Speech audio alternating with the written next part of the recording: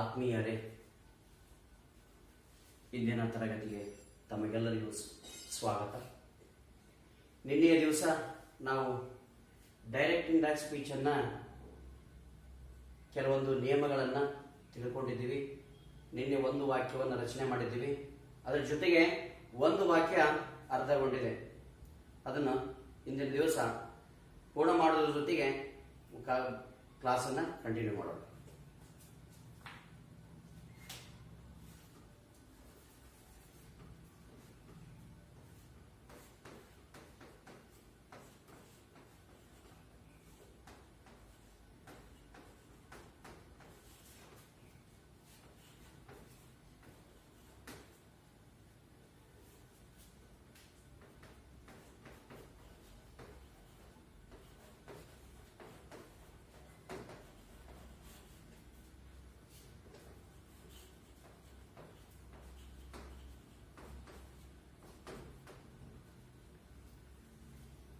So ಇಲ್ಲಿ indirect speech ಮಾಡಬೇಕಾದ್ರೆ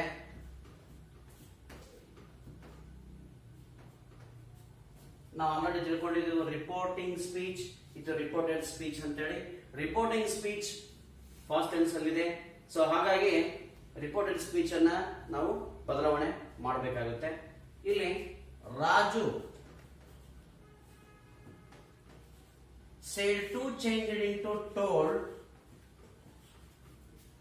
me, comma, remove that conjunction.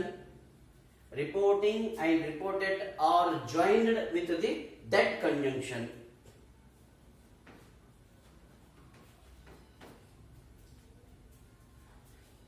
Next we have to think given sentence ಕೊಟ್ಟಂತ ವಾಕ್ಯ ಯಾವ ಕಾಲದಲ್ಲಿದೆ. ಇದು ಆಲ್ರೆಡಿ ಇರ್ತಕ್ಕಂಥದ್ದು assertive sentence. Assertive sentence are started with the subject, but ಇದು ಕೂಡ ಸಬ್ಜೆಕ್ಟ್ ಇಂದ ಆರಂಭಗೊಂಡಿದೆ. ಹಾಗಾಗಿ ಇದು assertive sentence ಆಗಿರೋದ್ರಿಂದ ನಾವು that ಅನ್ನುವಂತ ಕಂಜಂಕ್ಷನ್ ಅನ್ನು ಬಳಸಿದೀವಿ. ಸೊ ಇವಾಗ ಇದು ಯಾವ ಟೆನ್ಸ್ ಅನ್ನೋದು ನಾವು ಅರ್ಥ ಮಾಡ್ಕೋಬೇಕು. am ಇದೆ, verb ing ಫಾರ್ಮ್ ಇದೆ. am or is are the helping verbs of the present continuous tense, and main verb is in ing form. ಇದು ಪ್ರೆಸೆಂಟ್ ಕಂಟಿನ್ಯೂಸ್ ಟೆನ್ಸ್ ಅಂತ ಗೊತ್ತಾಯ್ತು. ನಾವು ರೂಲ್ ಪ್ರಕಾರ ಪ್ರೆಸೆಂಟ್ ಕಂಟಿನ್ಯೂಸ್ ಇದ್ರೆ ಇಂಡೈರೆಕ್ಟ್ ಸ್ಪೀಚ್ ಮಾಡುವಾಗ past continuous ಅಂತ ಮಾಡ್ಕೋಬೇಕು. What are the helping verbs of the past continuous? Was and were are the helping verbs of the past continuous. Then main verb ಹೇಗೆ ಆಗಿರುತ್ತೆ? How is the main verb in past continuous tense? There also ing form. ಹಾಗಾದರೆ ಇಲ್ಲಿ ನಾವು I changed into who is the reporter. ಇಲ್ಲಿ I ಯಾರು? ರಾಜು. ರಾಜು ಅಂದ್ರೆ ಯಾರು? ಅವನು. Instead place of the Raju ಏನ್ ಬಳಸಬೇಕಾಗುತ್ತೆ? ಹಿ ಅನ್ನುವಂತ ಸರ್ವನಾಮವನ್ನ ಬಳಸಬೇಕಾಗುತ್ತೆ. ಅವನು ಅನ್ನುವಂತ ಸರ್ವನಾಮವನ್ನ ಬಳಸಬೇಕಾಗುತ್ತೆ. I changed into he. Then am changed into was taking.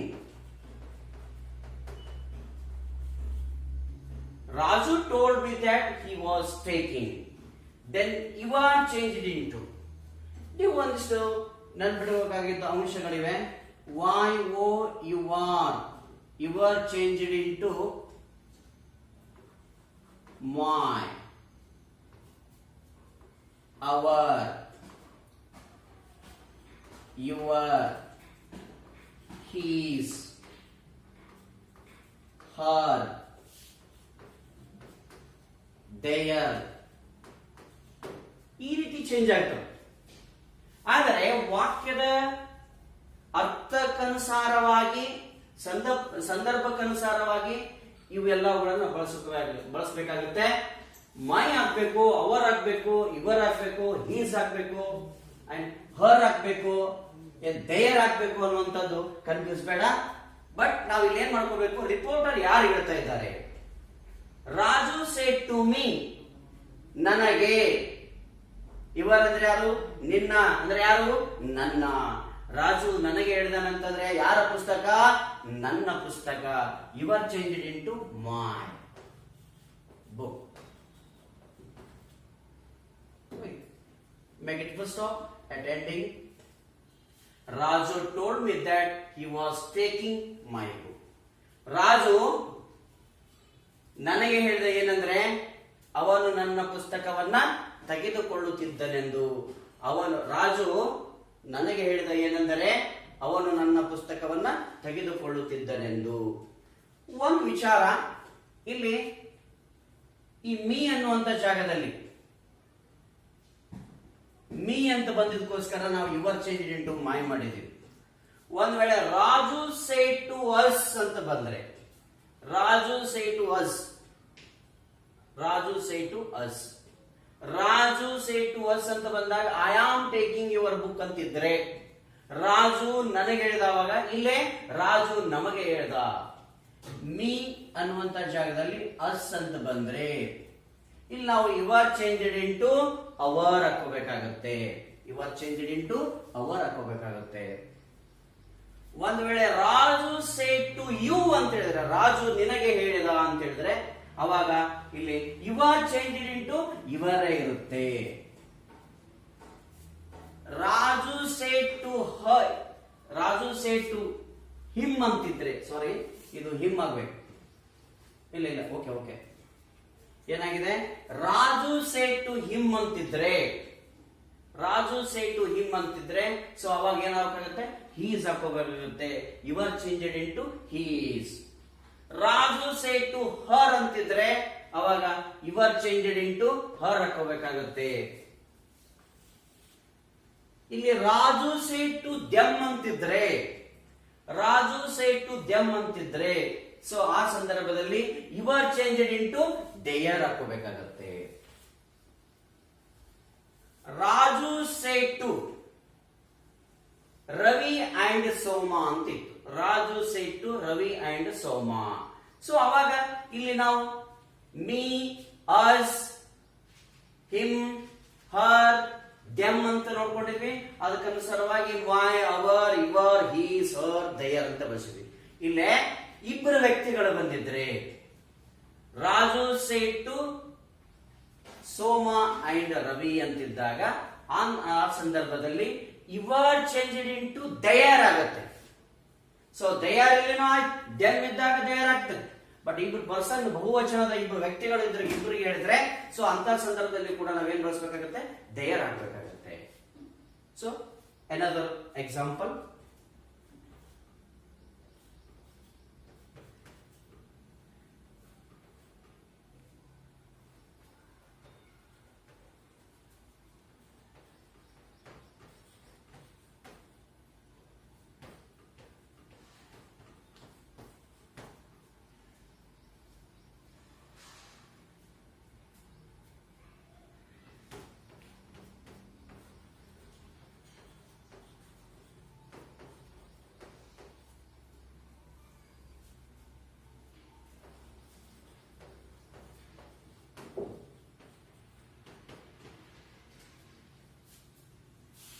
Rama said to Kavita. Rama said to Kavita, I have taken your book. ಇಲ್ಲಿ ಕೂಡ ಇಂಡೆಕ್ಸ್ ಸ್ಪೀಚ್ ಮಾಡುವಾಗ Rama said to change into told. Kavita, Rama told Kavita. Reporting and reported are joined with the that conjunction. ಇವೆರಡೂ ವಾಕ್ಯಗಳನ್ನ ಸೇರಿಸಲಿಕ್ಕೆ that ಅನ್ನುವಂತ ಸಮುಚ್ಚಕಾಯವಯವನ್ನ ಬಳಸ್ತೇವೆ. Then I ಅಂದ್ರೆ ಯಾರು? Rama. Rama means he, ಅವನು.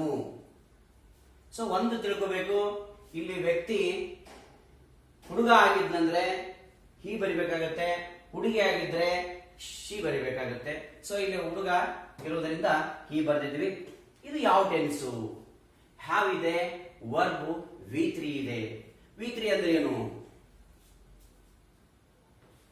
Take book taken.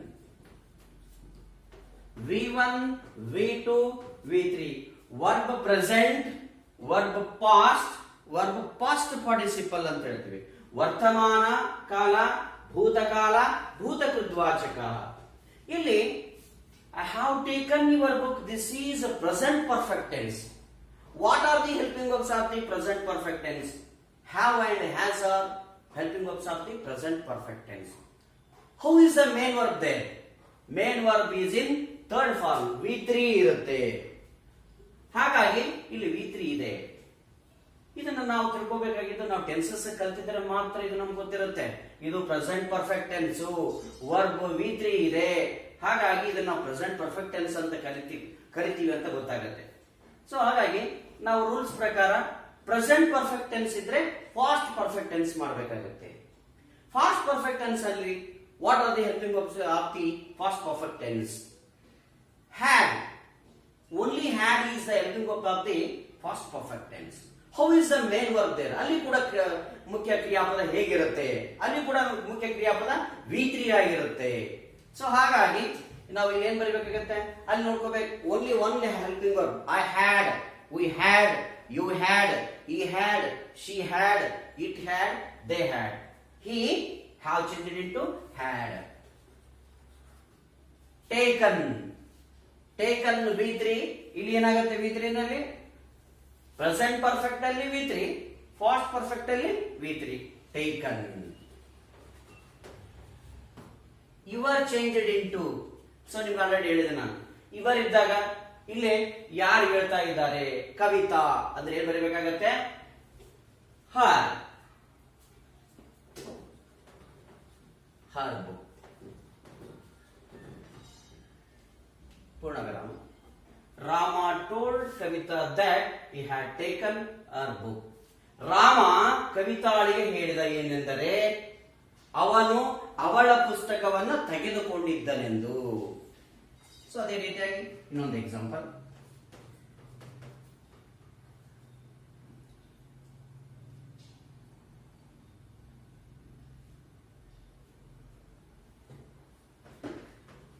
He said to her mother. He said to his mother.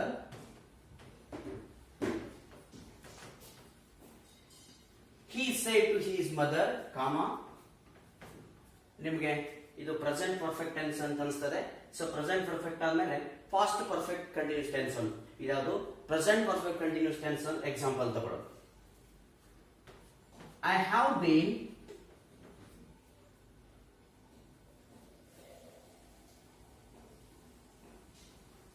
I have been watching. I have been watching TV since morning.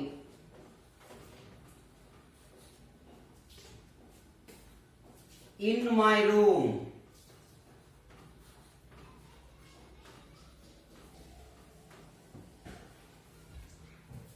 He said to his mother, I have been watching TV since morning in my room. ಅವನು ತನ್ನ ತಾಯಿಗೆ ಹೇಳಿದ,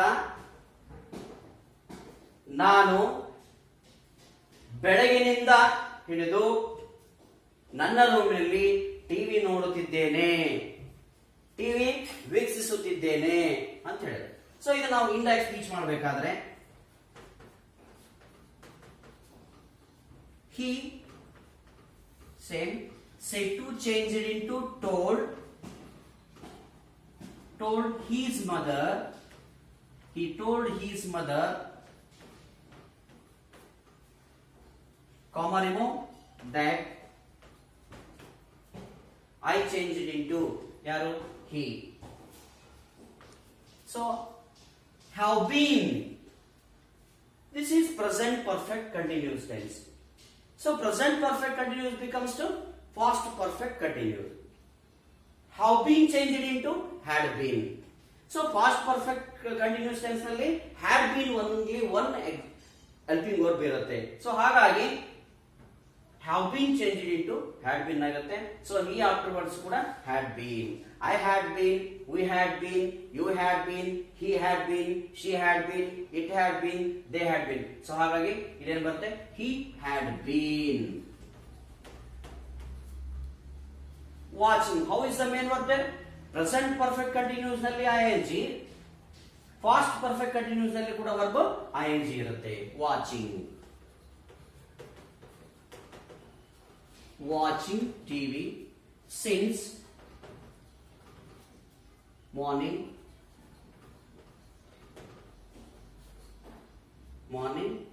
in. So ನಿಮ್ಗೆ already ಹೇಳಿದೆ your change into ಗೊತ್ತಾಗಿದೆ. So my ಕೂಡ ಸರ್ವನಾಮ ಬದಲಾವಣೆ, ನಿಮ್ಗೆ ಆಲ್ರೆಡಿ ಹೇಳಿದ್ದೇನೆ. ಕಾಲಗಳ ಬದಲಾವಣೆ ಆಗುತ್ತೆ, ಸರ್ವನಾಮಗಳು ಬದಲಾವಣೆ ಆಗ್ತವೆ ಅಂತೇಳಿ. ಇಲ್ಲಿ ಕಾಲ ಮತ್ತು ಸರ್ವನಾಮಗಳು, ಆದರೆ ಸ್ಥಿತಿ ಮತ್ತು ಸಮಯ ಬಂದಿಲ್ಲ. ನೆಕ್ಸ್ಟ್ ಎಕ್ಸಾಂಪಲ್ ನೋಡು. ಇಲ್ಲಿ ಮೈ ಚೇಂಜ್ ಇಂಟು ನೀವು ತಿಳ್ಕೋಬೇಕಾಗಿದೆ.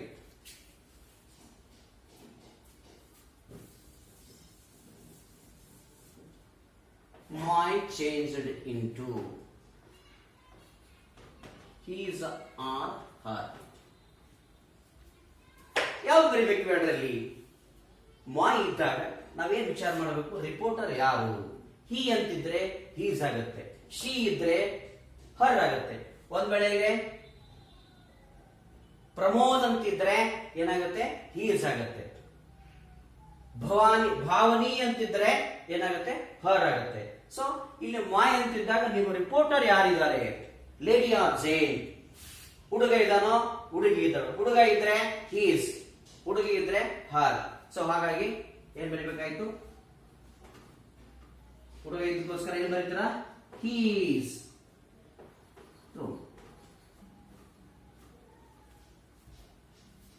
ಅವನು ತನ್ನ ತಾಯಿಗೆ ಹೇಳಿದ ಏನೆಂದರೆ, ಇಲ್ಲಿ ಅವನು ತನ್ನ ತಾಯಿಗೆ ಹೇಳಿದ ಅಂತ ಹೇಳಿದ. ಇಲ್ಲೇ ಏನೆಂದರೆ ಅಂದ್ರೆ ನಮ್ಮ ಮಾತಿನಲ್ಲಿ ಹೇಳಬೇಕಾಗಿರೋದ್ರಿಂದ ಅವನು ತನ್ನ ತಾಯಿಗೆ ಹೇಳಿದ ಏನೆಂದರೆ, ಅವನು ಬೆಳಗಿನಿಂದ ಹಿಡಿದು ತನ್ನ ರೂಮಿನಲ್ಲಿ ಟಿವಿ ನೋಡುತ್ತಿದ್ದನೆಂದು. ಇಷ್ಟು. ನೆಕ್ಸ್ಟ್, ಸೊ ಇದು ಪ್ರೆಸೆಂಟ್ ಕಂಟಿನ್ಯೂಸ್ ಟೆನ್ಸ್. ಇನ್ನು ಫಾಸ್ಟ್ ಕಂಟಿನ್ಯೂಸ್ ತಗೊಂಡ್ರೆ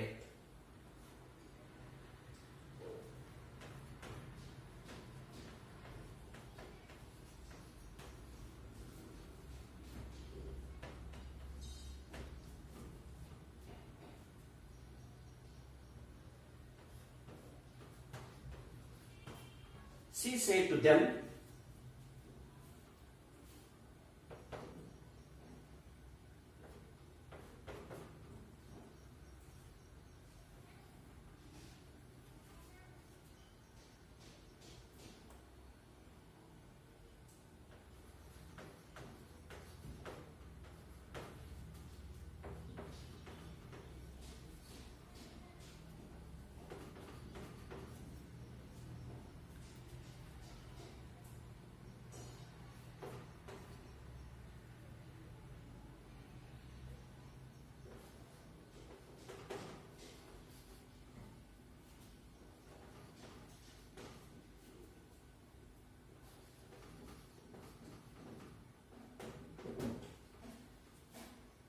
she said to them, I went to Bangalore to bring some books. ಅವಳು ಅವರಿಗೆ ಹೇಳಿದಳು. ಯಾರಿಗೆ ಹೇಳಿದ್ರು ಗೊತ್ತಿಲ್ಲ. ಅಲ್ಲಿ ಬಹಳ ಜನ ಇದ್ರು, ಅವರಿಗೆಲ್ಲರಿಗೆ ಹೇಳಿದ್ಲು. ಏನಂತ ಹೇಳಿದ್ಲು? ನಾನು ಬೆಂಗಳೂರಿಗೆ ಹೋದೆ. ಎದಕ್ಕೆ ಹೋದೆ? ಟು ಬ್ರಿಂಗ್ ಸಮ್ ಬುಕ್ಸ್, ಕೆಲವು ಪುಸ್ತಕಗಳನ್ನ ತರಲು ನಾನು ಬೆಂಗಳೂರಿಗೆ ಹೋದೆ. ಸೊ ಇಲ್ಲಿ direct speech. she say to changed into told them that I changed into she. Next ವಿಚಾರ ಮಾಡಬೇಕು, ಇದು ಯಾವ tense, which tense it is. ಏನಿದು? ಐ ಆಫ್ಟರ್ವರ್ಡ್ಸ್ ಹೆಲ್ಪಿಂಗ್ ವರ್ಬ್ಸ್ ಇಲ್ಲ. ಯಾವಲ್ಲಿ ಹೆಲ್ಪಿಂಗ್ ವರ್ಬ್ಸ್ ಇಲ್ಲ? ಸಿಂಪಲ್ ಪ್ರೆಸೆಂಟ್ ಟೆನ್ಸ್ ಅಲ್ಲಿ ಹೆಲ್ಪಿಂಗ್ ವರ್ಬ್ಸ್ ಇಲ್ಲ, simple past tense ಅಲ್ಲಿ ಕೂಡ ಹೆಲ್ಪಿಂಗ್ ವರ್ಬ್ಸ್ ಇಲ್ಲ. ಸೊ ಹಾಗಾದ್ರೆ ಇದು ಯಾವ ಟೆನ್ಸು? ಇದನ್ನ ಸಿಂಪಲ್ ಪ್ರೆಸೆಂಟ್ ಅಂತ ಕರಿಬೇಕಾ, ಸಿಂಪಲ್ ಫಾಸ್ಟ್ ಅಂತ ಕರಿಬೇಕಾ? ವರ್ಬ್ ಏನಾಗಿದೆ? ವೆಂಟ್ ಆಗಿದೆ ಅಂದ್ರೆ V3 ಆಗಿದೆ. ಗೋ ವೆಂಟ್ ಆಗಿದೆ ಅಂದ್ರೆ ಸೆಕೆಂಡ್ ಫಾರ್ಮ್ ಇದೆ. ಹಾಗಾದ್ರೆ ಇದು simple past tense. Simple past tense ಅನ್ನ ನಾವು ಏನ್ ಮಾಡಬೇಕು? Simple past becomes to past perfect ಮಾಡಬೇಕು. So simple past becomes to past perfect ಮಾಡಬೇಕಾದ್ರೆ ಅಲ್ಲಿ ವಿಚಾರ ಮಾಡಬೇಕು, what are the helping verbs of the past perfect tense? Only one helping verb is there. ಯಾವ್ದದು? Had. How is the main verb there? V3. ಹಾಗಾದ್ರೆ ಇಲ್ಲಿ ಏನಿದೆ? Vent V2 ಇದೆ. ಅಲ್ಲಿ ಏನಾಗಬೇಕು? V3 ಆಗ್ಬೇಕು. ಗೋ ವೆಂಟ್ ಗಾನ್. ಸೊ ಹಾಗಾದ್ರೆ ನಾವು ಇಲ್ಲಿ ಗಾನ್ ಬರೆಯೋದಾ? ಇಲ್ಲ. ಅದು ಪಾಸ್ಟ್ ಪರ್ಫೆಕ್ಟ್ ಟೆನ್ಸ್ ಆಗ್ಬೇಕು ಅಂದ್ರೆ ಹೆಲ್ಪಿಂಗ್ ವರ್ಬ್ ಬರಲೇಬೇಕು. C afterwards had. ನೀವು ನೋಡಿದ್ರಿ ಇಲ್ಲಿ ಹ್ಯಾವ್ ಇತ್ತು, ಹ್ಯಾಡ್ ರೂಲ್ಸ್ ಬರ್ಕೊಂಡು ಹ್ಯಾವ್ ಇದ್ದಲ್ಲಿ ಹ್ಯಾಡ್ ಹಾಕೊಂಡ್ಬಿಟ್ರೆ ಸರಿ ಆಯ್ತು. ಆದ್ರೆ ಇಲ್ಲಿ ಹ್ಯಾವೇ ಇಲ್ಲ, ಹ್ಯಾಡ್ ಬರ್ದಿದ್ದೀವಿ. ಆದ್ರೆ ಇದು ಏನ್ ಹೇಳುತ್ತೆ? ಟೆನ್ಸ್ ಕರೆಸ್ಪಾಂಡಿಂಗ್ ಏನ್ ಹೇಳುತ್ತೆ? Simple past tense becomes to past perfect. So ಹಾಗಾದ್ರೆ ಇಲ್ಲಿ ನಾವು ಬರೀಬೇಕಾಗಿದ್ದು ಶಿ ಹ್ಯಾಡ್, ದೆನ್ V3 ಮಾಡಬೇಕು. Go went gone. She had gone. She had gone to Bangalore. She had gone to Bangalore to bring some books. Make it a full stop.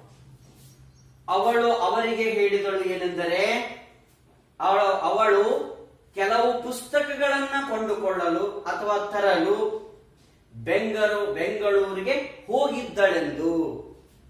She had gone to Bangalore to bring some books. Next, another example.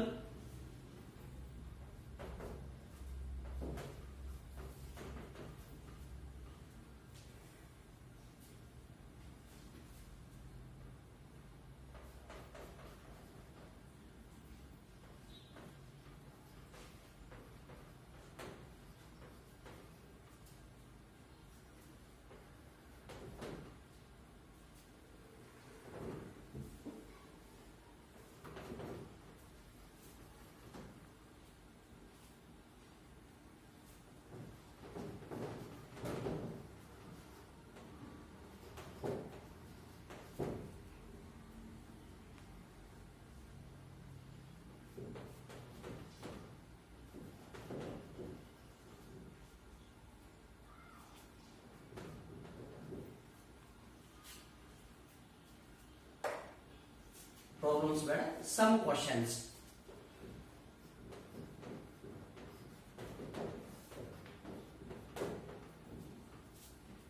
Mohan said to me, I was asking some questions to you.